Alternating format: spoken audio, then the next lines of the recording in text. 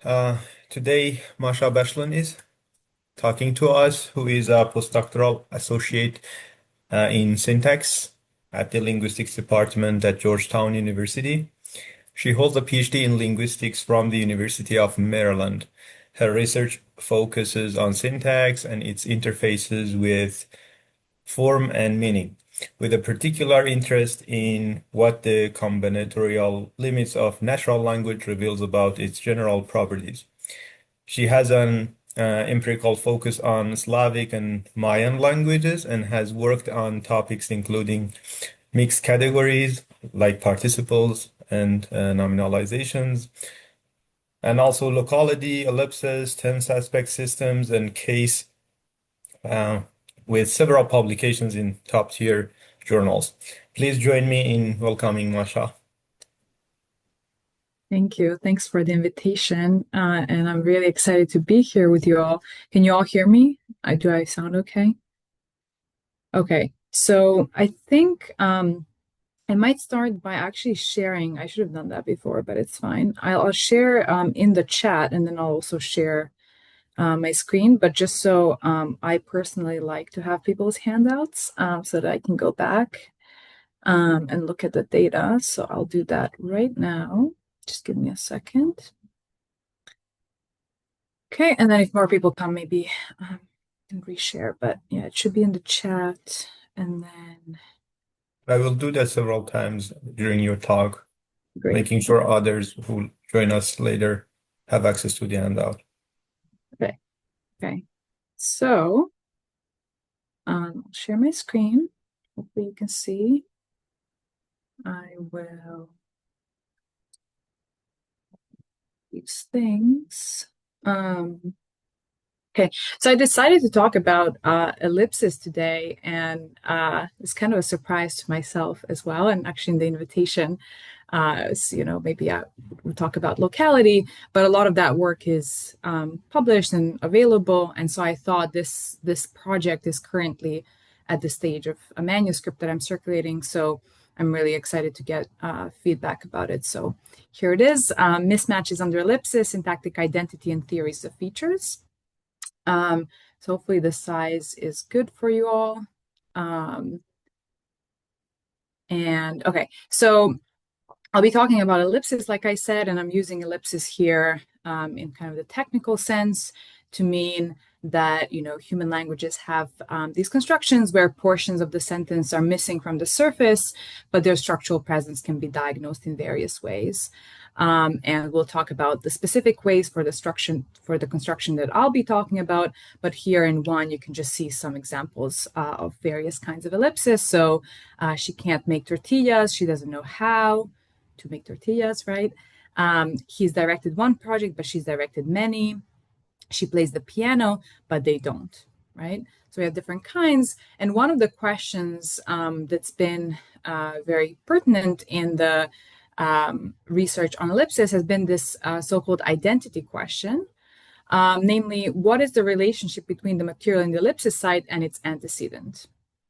Okay, so this kind of bracketed portion of the structure, and then the antecedent, the overt portion of the structure that the ellipsis site is referencing in some way, right?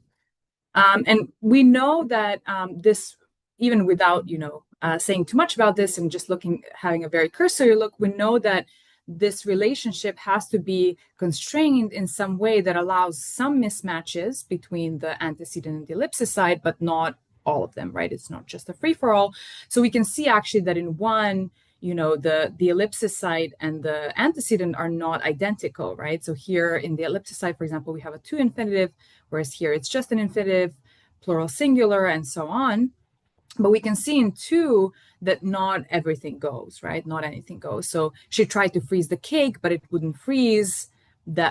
She tried to freeze the cake, but it wouldn't, right? That's no good. So this causative and coative alternation, for some reason, we can't encode that in ellipsis. And we also know that the identity condition in ellipsis is at least partly syntactic. So we can see in three these very well-known cases of active-passive mismatches in ellipsis, they tend to be bad cross-linguistically, right? So someone might have stolen the jewels, but we don't know by who, right? Where the ellipsis site contains the jewels were stolen, right? The passive construction, that's no good, right? And the active and the passive have equivalent truth conditions, right? They have the same truth conditions, and so there's something syntactic about this constraint. And I'll only be talking about the syntactic portion of the identity condition, acknowledging, of course, that there are semantic and pragmatic factors. So the syntactic question has been primarily, looked at in a particular way, which is, does ellipsis require some degree of structural isomorphism? And we'll look in more detail what that means. So basically, do we need some kind of, exact identity between the antecedent and the ellipsis site? Or do we need something like featural non-distinctness? Okay, and I'll, again, make clear what I mean by that a little bit later. So we just want to make precise what this condition is. And today I want to talk about this novel data from Quiché, which is a Mayan language, which showcases apparent voice mismatches between the absolutive antipassive and the active transitive in TP ellipsis. Okay, so we can look at the sentence in 4, where we have the sentence, the boy doesn't write every day, just poetry or only poetry. So what we see in the antecedent here is a verb in the absolutive antipassive. I'll explain what that means in a second, but notice here we have this absolutive antipassive suffix on. The verb also doesn't have a direct object or an object of any kind. And then in the ellipsis site, we have an active transitive verb. Okay, if there weren't any ellipses here, the active transitive verb would be the only way to follow up this sentence. Okay. So these are the examples that we've been looking at. I'll just note here briefly, and I talk about that in more detail in the paper. If you're interested, just email me after the talk. The same kind of mismatches can also be observed in typical sluicing environments. So something like the boy writes absolutive antipassive every day, but I don't know what. The boy writes transitive, right? So these are very kind of classical sluicing cases. Now, the reason that this is interesting is that voice mismatches have been argued to be impossible in the previous literature on ellipsis. And, at first glance, at least this looks like a voice mismatch. And what I'll argue is actually that what we observe in these sentences like 4 is actually an argument structure mismatch. So I'll show that this mismatch can be accounted for under a featural non-distinctness approach, but not under the stricter approaches which require syntactic identity. Okay, so I'll be arguing for a specific formulation of the syntactic identity condition on ellipsis. I'll also then, given that I'll be arguing that this is an argument structure mismatch, I'll discuss this purported ban that has been reported in the literature on argument structure mismatches in ellipsis, and I'll argue that they're actually banned only in cases which demonstrably contain a feature clash. Okay, and we'll see how we can get at that question. And if there's time, I will also explore the ramifications of this work for theories of syntactic features and the way that we can use ellipsis to tell us something about the organization of syntactic features, which I think is a very understudied topic. Okay, so given that, I don't know if Robert is here, but most people here are not experts on Mayan, so I'll give you some background on the language. I'll give you some background on Quiché. So Quiché is spoken by about 1 million people in the Western Highlands of Guatemala. And if I don't, there will be some examples from the literature, but if I don't give you a source, the data is from my fieldwork on the dialect of Solola Quiché. So just, very generally, the base word order in the language is VOS, so we can see that in 5a. So the verb, speak, and then the object, Maria, and then the subject, Juan. But topicalized and focused DPs are frequently found in the preverbal position and in that order. So topic first and then focus. So here we see, a sentence like, it was Maria that Juan spoke to, not anyone else, right? So we are focusing Maria. Maria is here. Juan, the topic is before, and then the verb comes last. Okay, so we'll see a lot of variability in terms of word order and focused constituents coming usually before the verb. Quiche is also a morphologically ergative language, so this is going to be important in terms of looking at the differences between the antipassive and the transitive. And ergativity is manifested via agreements on the verb, so not by case marking. So you can see in 6a, we have this sentence, katus ikich, okay, she's calling you. And then in 6b, katpinik, you are walking. And what you can see there is that basically the transitive object, right, you, is marked with the same marker, the absolutive, as the subject of the intransitive. Okay, this is just what morphological ergativity means. And Quiche is also syntactically ergative, so I won't go into any detail on this. There's a huge literature on syntactic ergativity in Mayan, which is very interesting. The only reason I point it out is because we can't actually force the antipassive in the ellipsis site in Quiche. And the reason for that is because the antipassive doesn't have an overt or any kind of object, I will argue, so it doesn't have an internal argument. And when we focus an external argument, because of this syntactic ergativity constraint, there has to be a specific voice called in Mayan the agent focus voice. You don't have to worry about any of that. I'm only saying it because all of the examples that we'll see will involve an antipassive verb in the antecedent and then a transitive in the ellipsis side. And you're very welcome to ask me about different voice combinations that I won't mention here. But yeah, very happy to discuss that as well. Now, coming back to voice, Mayan languages in general are said to have pretty complex voice systems, and they include the active, one or more passive constructions, one or more antipassive constructions, this agent focus construction I just mentioned, the applicative, and the instrumental voice. So here I'll just be focusing on the active and the antipassive.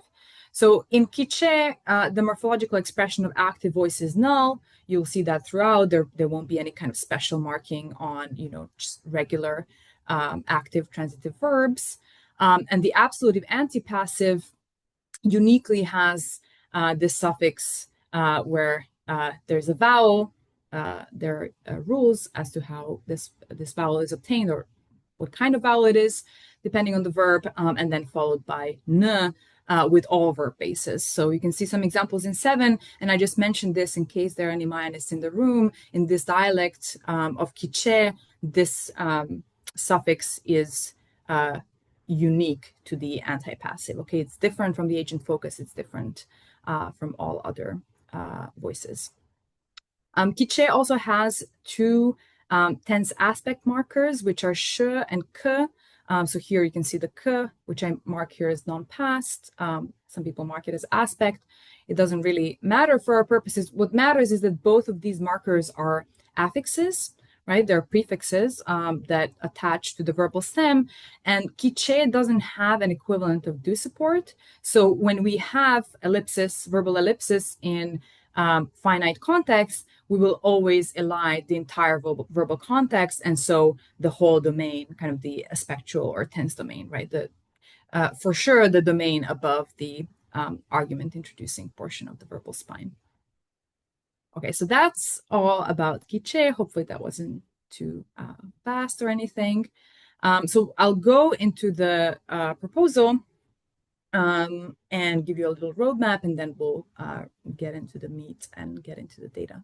So I'll argue that the syntactic identity condition on ellipsis has to be formulated in terms of featural non-distinctness rather than featural identity. And what I mean by featural non-distinctness is that the antecedent and the ellipsis side cannot contain clashing features, but one may contain features that are absent in the other. Okay, either the ellipsis side or the antecedent. And this condition is not going to be restricted to any portion of the causal spine. For example, it's been argued that maybe you can have mismatches, but it has to be above the argument introducing domain. And we'll see that actually the Quiche data argue against this conclusion, and we can have mismatches in the argument introducing domain as long as they are in terms of featural non-distinctness, right? So here's a little roadmap. So I told you that I'm going to be looking at this interesting construction that is kind of this focused marked show phrase or just phrase. Rather than typical sluicing examples, I thought it would be fun to try to convince you first that this construction does involve TP ellipsis or causal ellipsis. Then I will argue that quiche absolutive antipassive is an active intransitive construction. So, right, it differs from the active transitive only in that it lacks the internal argument. So I'll actually be arguing that the antipassive is an active construction. Okay, so there's no voice mismatch actually here. And I'll argue that we can account for this mismatch under a featural non-distinctness approach, the syntactic identity condition, but not under other approaches which require full identity. And like I said, I'll show you a particular case study that I think shows that argument structure mismatches are not generally prohibited under ellipsis unless they specifically involve a feature clash. And I think that the cases that have been reported in the literature to instantiate this do actually involve a feature clash, and we can show this. Okay, so let's talk about these show constructions. This is so I wrote about these constructions, and this was actually a very serendipitous discovery about these mismatches. I was looking at these acceptive-like constructions in quiche and just kind of stumbled upon this data. So I argue in that report that these structures, these show constructions, do involve causal ellipsis.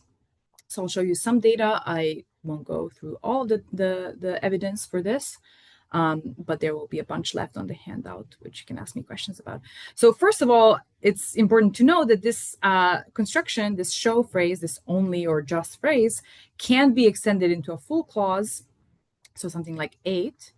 So in 8a, we have Mach kutijo, shorilech kutijo, right? So she doesn't eat anything, just tortillas. And then you can follow that up with, she eats, right? The verbal complex. Okay, so this is optional, right? So either we elide the verb or it's overtly there. And I just give you 8b to show that this is also possible with this active transitive antipassive mismatch that I'm talking about. So na kakemontach showe pas kukemo. Okay, so na kakemontach, this is, so she doesn't ever weave with the antipassive form. Only traditional sashes she weaves, right? Potentially. So we can either elide the verb or it's there. So we can extend this phrase, this show phrase, into a full clause. We can also modify it with high adverbs. So you can say something like, all the children in 9, all the children ate, just ishkem maybe didn't. Okay, where this translation in English includes the do support, but in quiche it's just the word no, right? And crucially, right, this high adverb maybe modifies just the portion of the sentence that refers to ishkem, right? So ishkem maybe didn't eat, okay, but all the other children did. Another interesting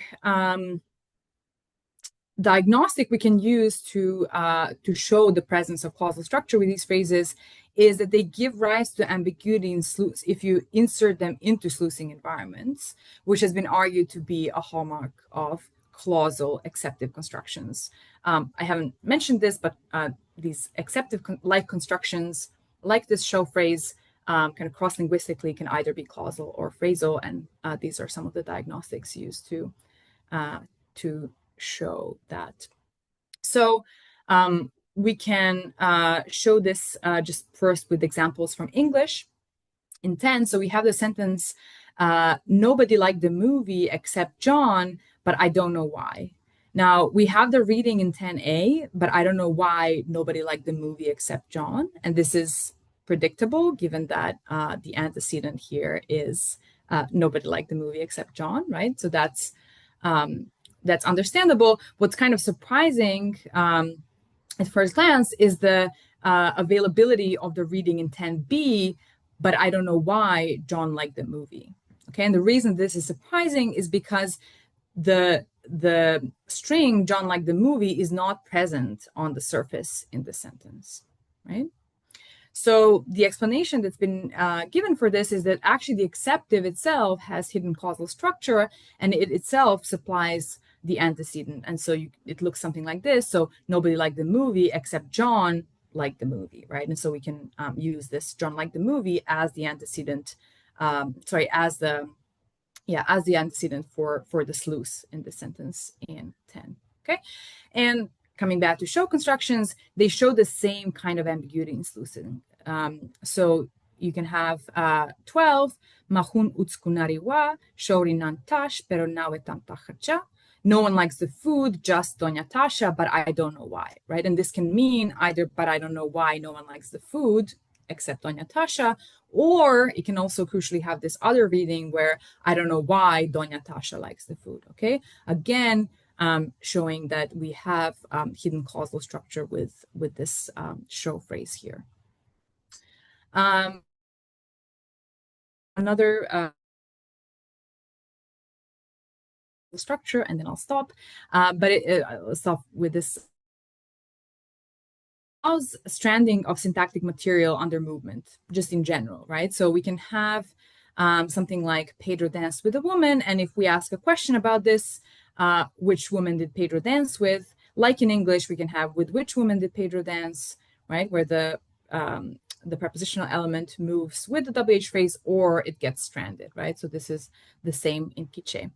And Merchant observed that if a language allows the stranding of causal material, and if you can have causal ellipses, then you should be able to strand and elide this syntactic material within the clause, right? And this is actually borne out. So in something like 14, this ruk phrase, it's embedded inside of a show construction, and it appears on the surface only optionally, right? So Pedro danced with every girl, just not Dolores, or just not with Dolores, right?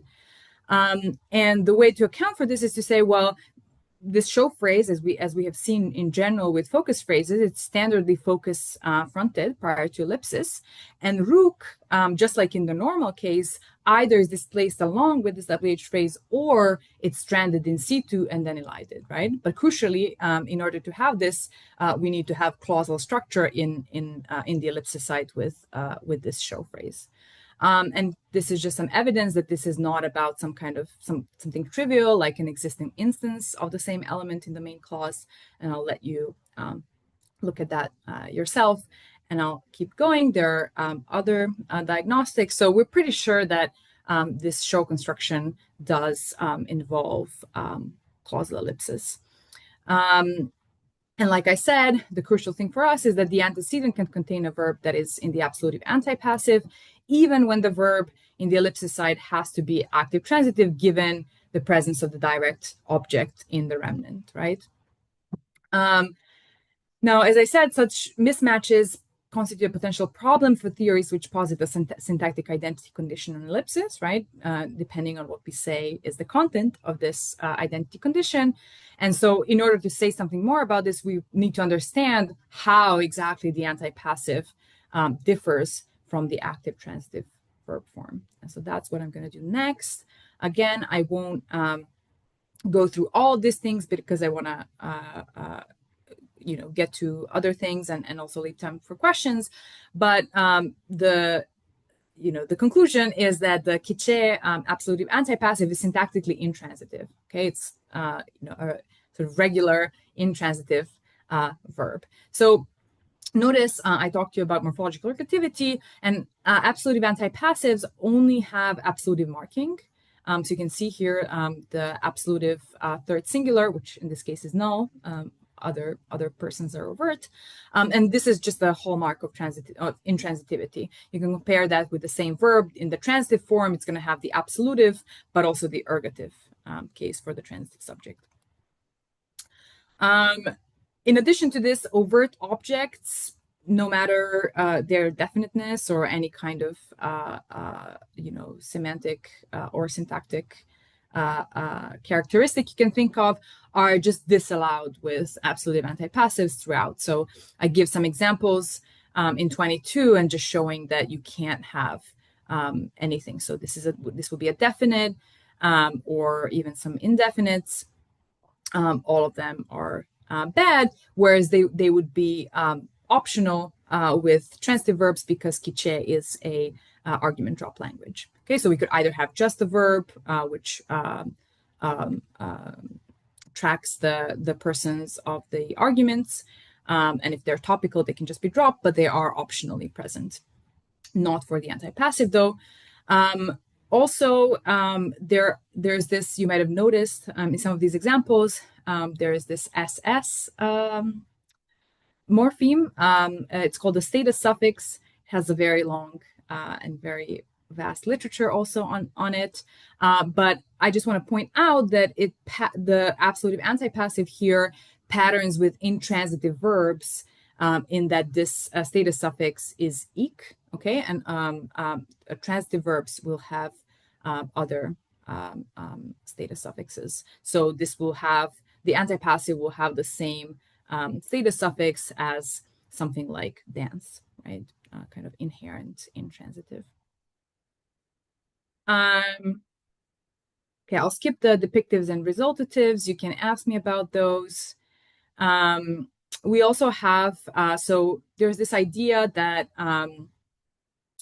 some implicit argument. So, we could have, an argument that is phonologically null, and it could be an implicit argument. And there have been some claims that some implicit arguments, specifically definite implicit arguments, have to be explicitly specified in the grammar, perhaps not in the syntax, but they have to be specified in the sort of lexical entry of the verb, and they have to be distinct from mere entailments, okay, which is the case with when we have an indefinite implicit argument.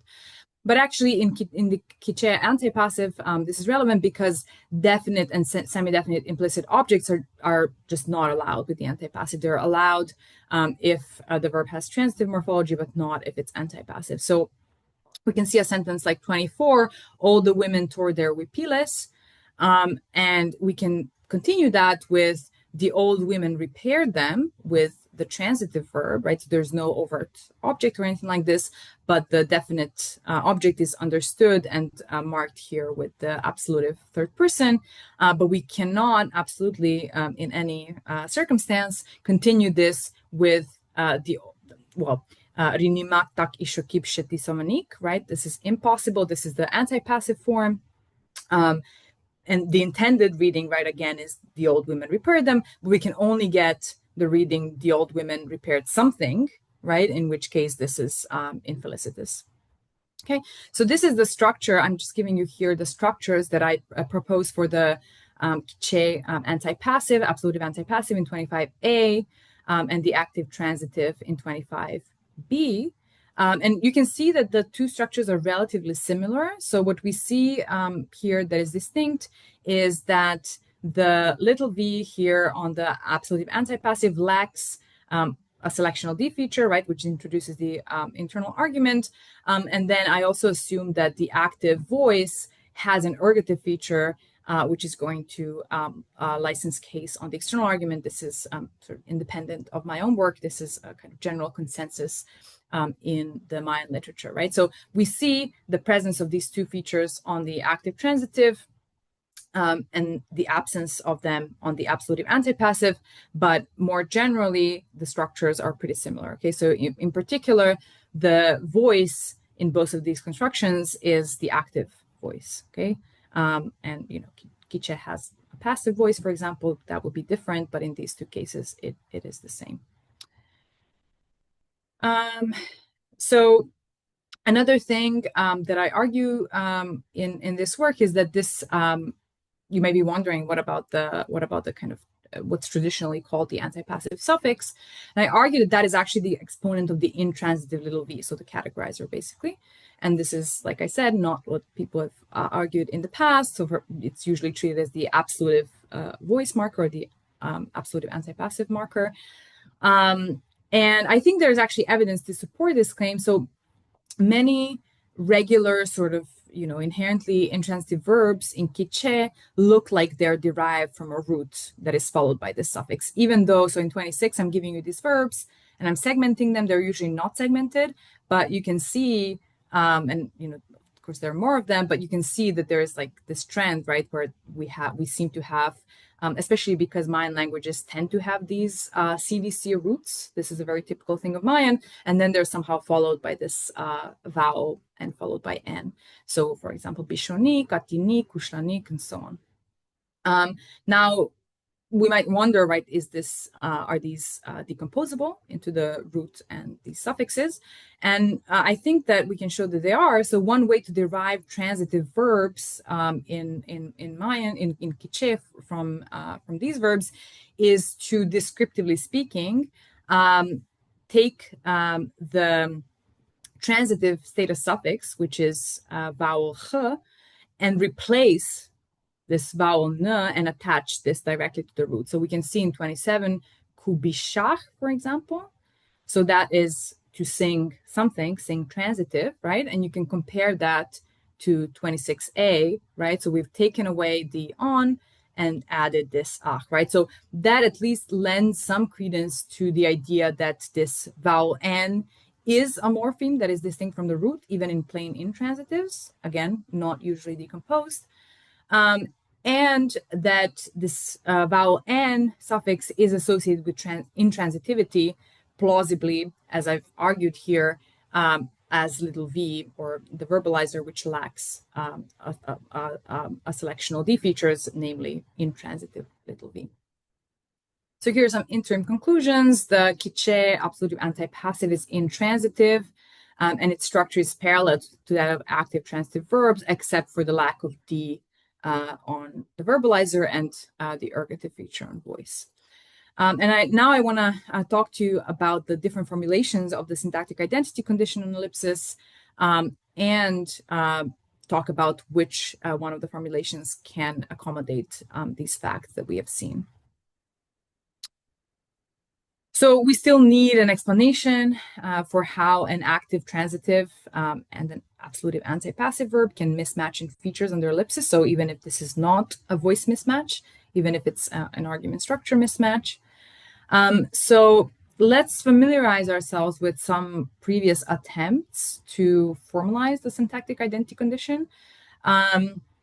So the most radical, if you will, proposal is in Merchant's 2013 paper, where he argues essentially this is a formulation by Chung. So Merchant never actually formalizes this, I should say, but this is essentially his proposal in a nutshell, which is that the heads in the spine of the elided constituent must be syntactically identical to the corresponding heads in the antecedent. So this is a very strong identity condition, right? And I'll just kind of go back and forth. So we can immediately reject this proposal, right? So we've seen that the heads in the verbal spine of the active transitive verb and the absolutive antipassive in Quiche are clearly not identical, right? So you can go back, if you have your handout, you can go back to the trees and look at how they're different. And I'm not the only one to point out that this formulation of the syntactic identity condition just seems to be too strong. Now, Chung and Rudin actually have similar proposals in what is relevant for us. So here we have, and only the first part here is relevant, a predicate in the ellipsis side must have an argument structure identical to the argument structure of the corresponding predicate in the antecedent clause.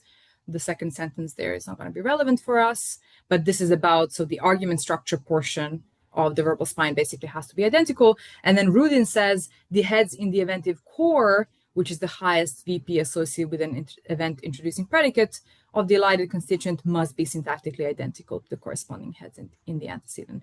So actually both of those proposals we can kind of talk about in tandem, because they're going to be untenable for the same reason. So they both privilege the argument introducing portion of the verbal spine, either specifically, right, as in Chung's proposal, or like Rudin, kind of implicitly, because this highest VP associated with an event introducing predicate is going to properly contain all of the argument introducing heads, right? And we saw that in the case of the Quiche mismatch, this is happening in the argument introducing domain, right? We see these verbs with different argument structures.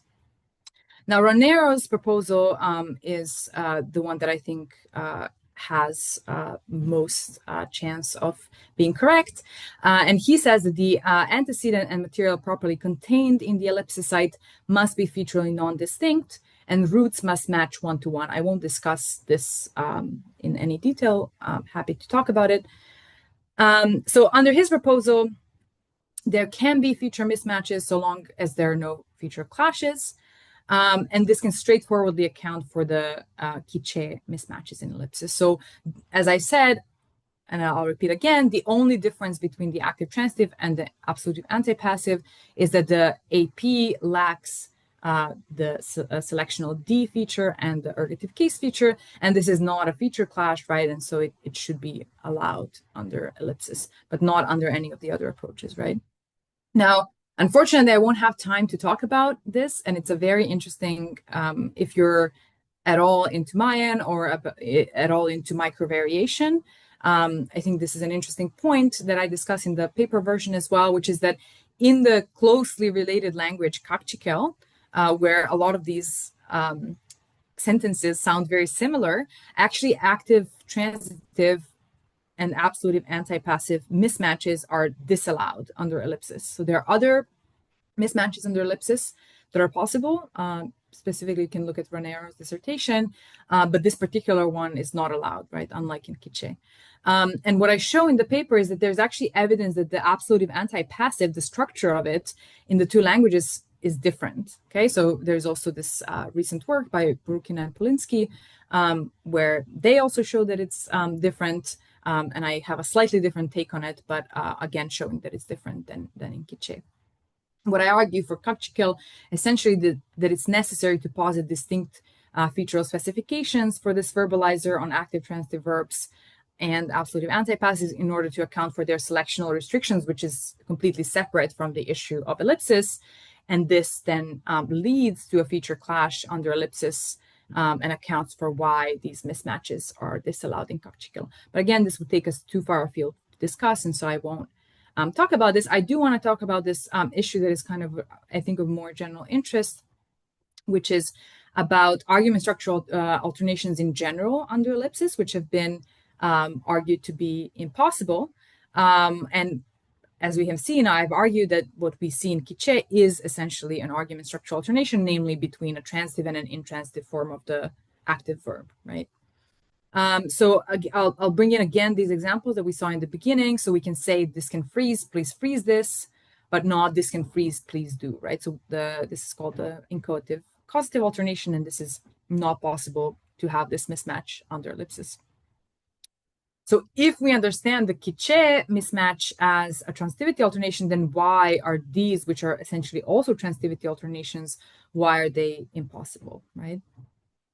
Now, of course, I mean, you might already be thinking this, the alternation that we see in 29 is not exactly parallel to the alternation that we saw in Quiche, right? I mean, like even from the surface, but also when we look at recent analysis of this phenomenon of the inchoative causative alternation, it's not usually analyzed as involving merely the presence or the absence of the external argument, right? Which, you know, is part of the alternation, but is not the whole story. But instead, it's been argued that actually the causative and the inchoative and the causative involve two quite different structures. So, in some recent analysis, there have been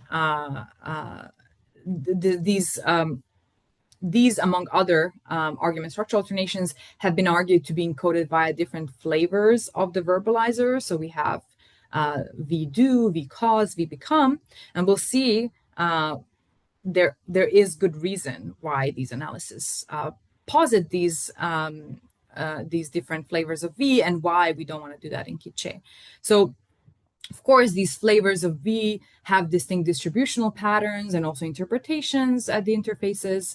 And actually, Foley and Harley have this paper where they suggest that the encoded causative alternation in English in particular, which is what we saw in 29, right, where the ellipsis mismatch is impossible, is due to the ability of certain roots or V's on their analysis. I'm giving their structures here verbatim, but there's no real important differences. Some roots can combine with both V cause and V become, and this is how we get the encodative causative alternation.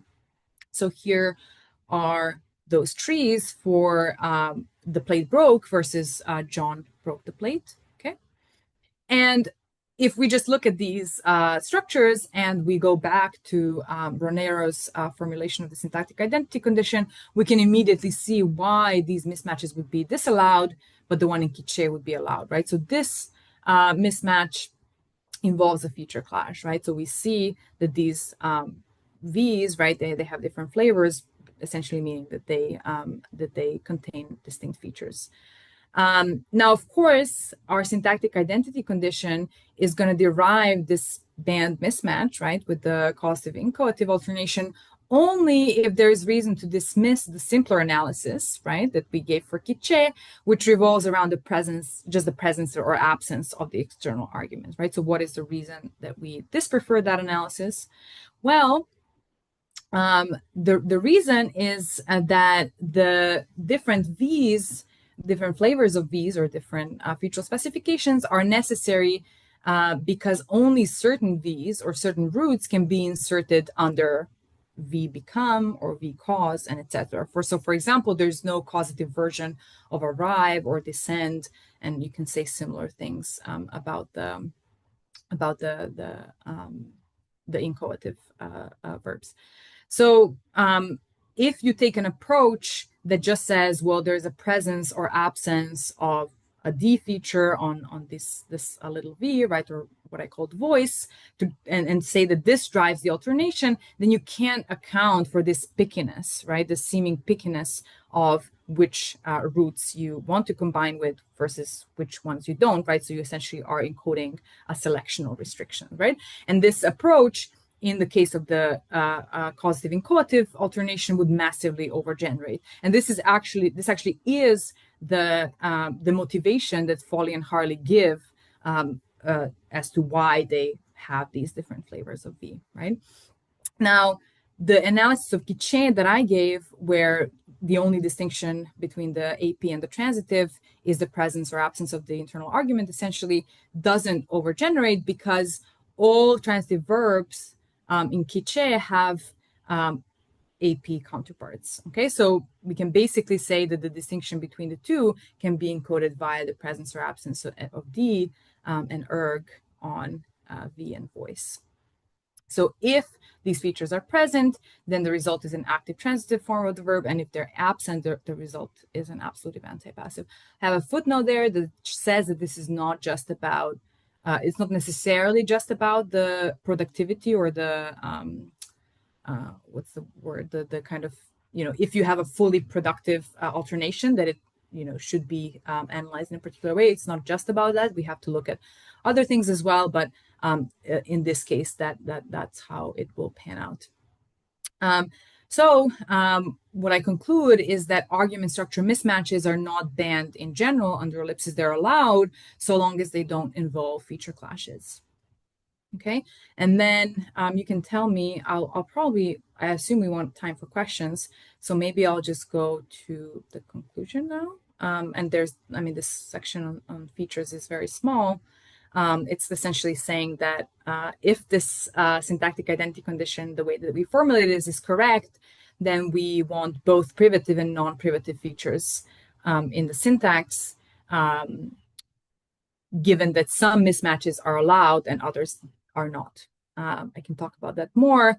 And I think that ellipsis can actually also be a valuable tool in testing hypotheses about more fine-grained hypothesis in terms of, for example, do we want equipolant features, these plus-minus features, or multi-valued features for the non-privative ones? And I haven't worked that out completely yet, but I think ellipsis can be valuable there. So I'll just conclude now and leave some time for questions. So I showed that in Quiche, we have this apparent voice mismatch between the active transitive and the absolute antipassive in causal ellipsis contexts. I then argued that the AP verb form differs from the active transitive form not in voice specification, but in that it completely lacks the internal argument. And I proposed that we need a syntactic identity condition on ellipsis, which requires featural non-distinctness, but not, full featural identity. And I also argued that transitivity alternations are a mixed bag, right? They're not going to be a unified phenomenon. Some of them are going to involve quite distinct structures, quite different structures, and others are simply the result of the presence or absence of a particular argument.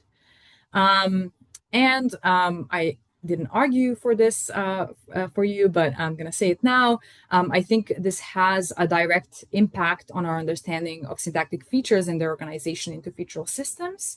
So we essentially need both privative and non-privative features in the syntax, and I'm not the first person to say this. This is also in the footnote there, but I think this is another nice illustration of this fact.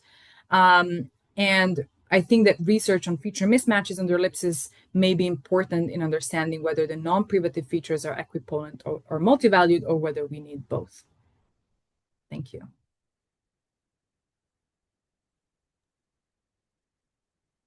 Thank you, Masha.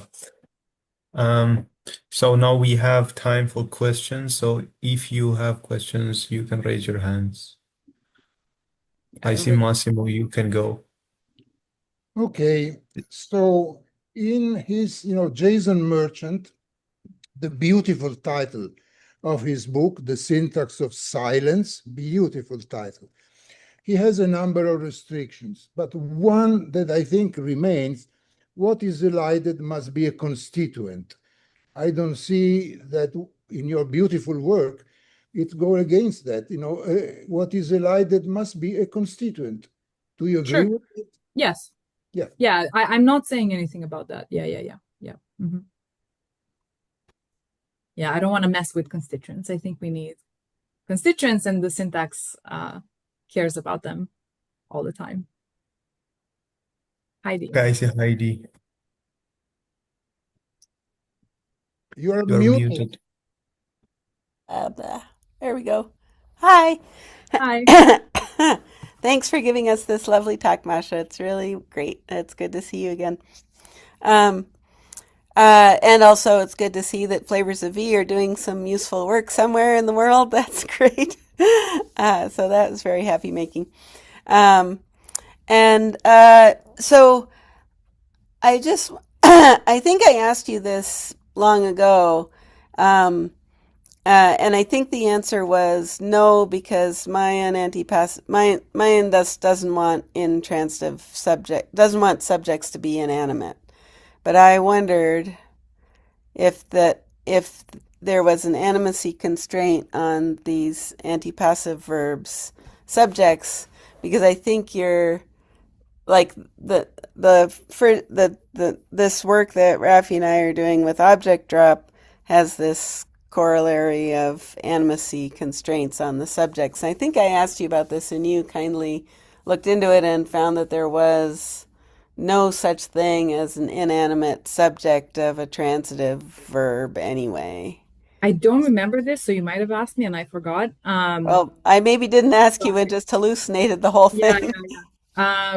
So that's a good question. I mean, I can definitely check, and I don't think just because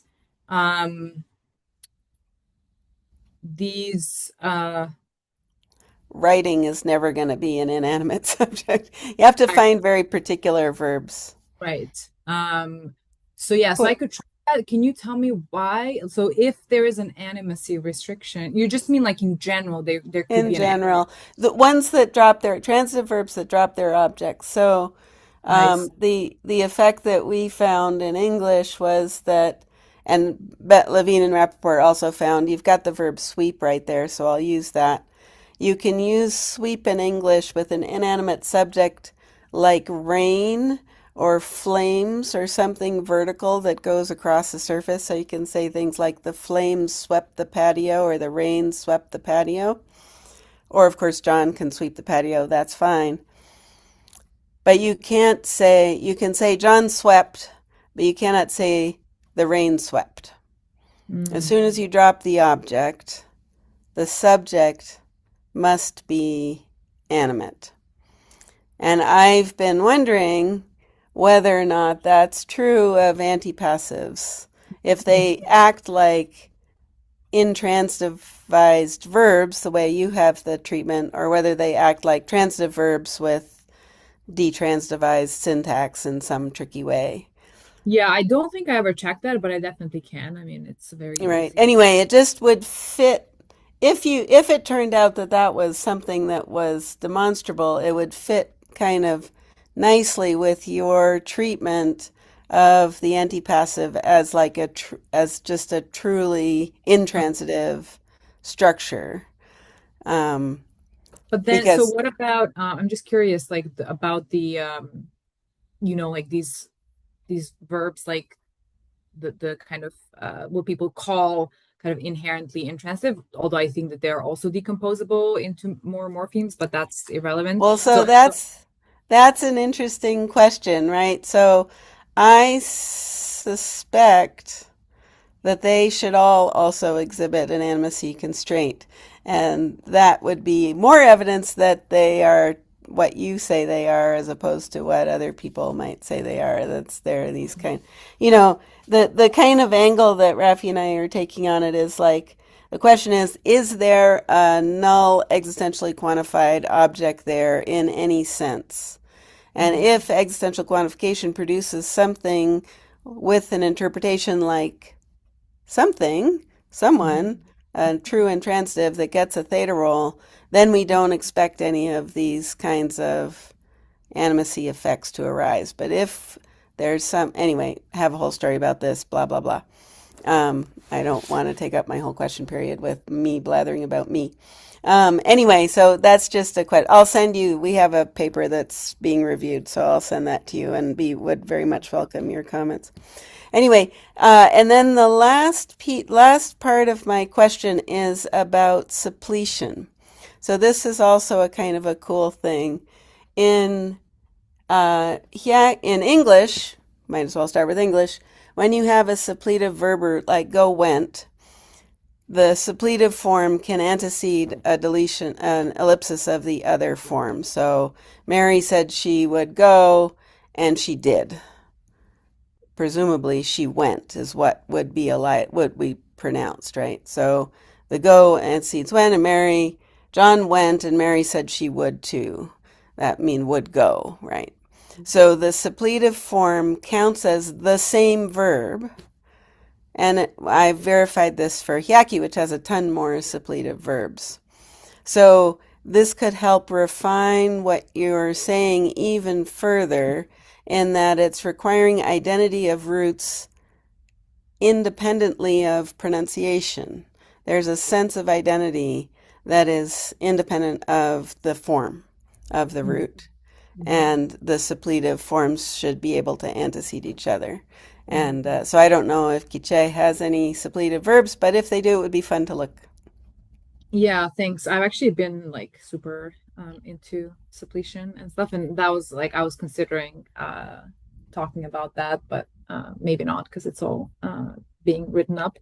But yeah, my work on this hasn't actually been on Quiche, and I think it's one of those things where, like, especially if the language doesn't have copulas and stuff, if you don't go looking for them, they're not going to pop out at you. So I'll have to go and like look at